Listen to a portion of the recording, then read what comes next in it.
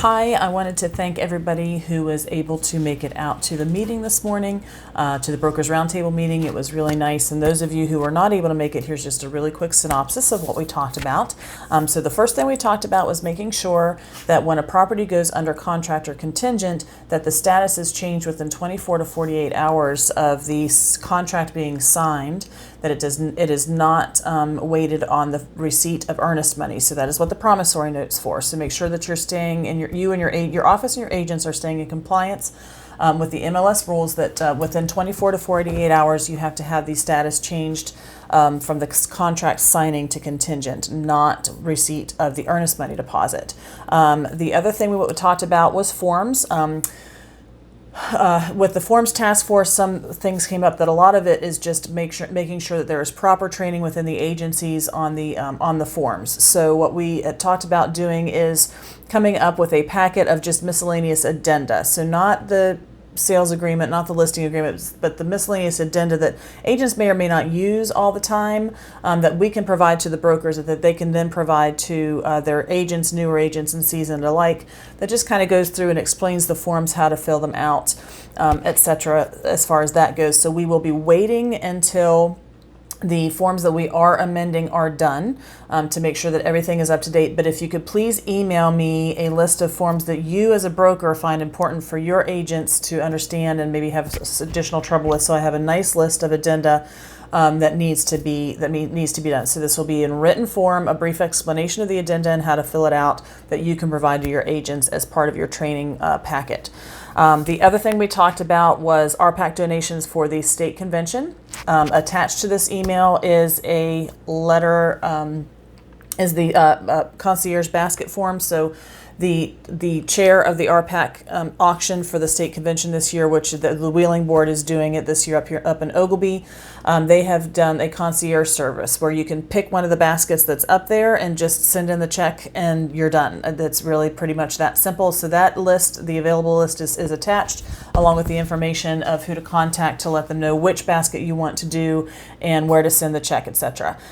You can always do your own. I mean, you do not have to do that, and this is voluntary, but a lot of offices do donate, and sometimes individual agents as well. So if that's something that you want to do, just send that in. And if you have questions, I will also include the contact information of Lori, who is the chair of the RPAC auction for the convention this year.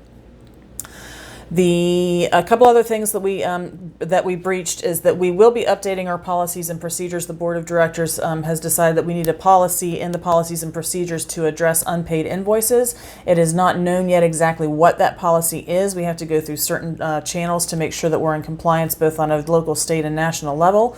But there will be some recourse. You as brokers need to understand this, because ultimately you are responsible for all of the fees being paid to the board, to the MLS board.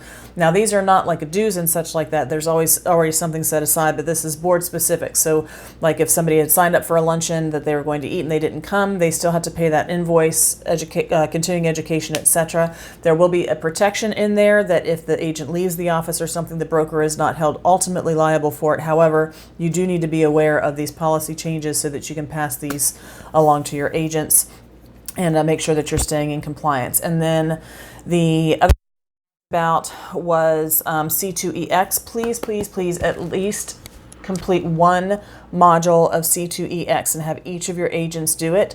This is really important to Jessica. Jessica Lipscomb is one of the creators of this program. We as a state association are participating in a competition against the country, and we want to make sure that especially the Morgantown Board of Realtors has a really strong showing. The only way to get credit on the national level, each person only needs to complete one module. So now, of course, we encourage you to complete the whole thing, because then you can be in the drawing for the state prize, which we talked about at the luncheon the other day, which is a celebrity package, including a vacation at the New River Gorge, a vacation package at New River Gorge. But please encourage you and your agents, because you can do it too, you'll learn stuff, to complete at least one module of the C2EX. So that, in a nutshell, is what we talked about today. If you have any questions, please let me know. I'm putting some bullet points down below. This video is really for those who weren't able to come. If you have any questions, don't hesitate to reach out, and I really appreciate all you do. Take care. Bye-bye.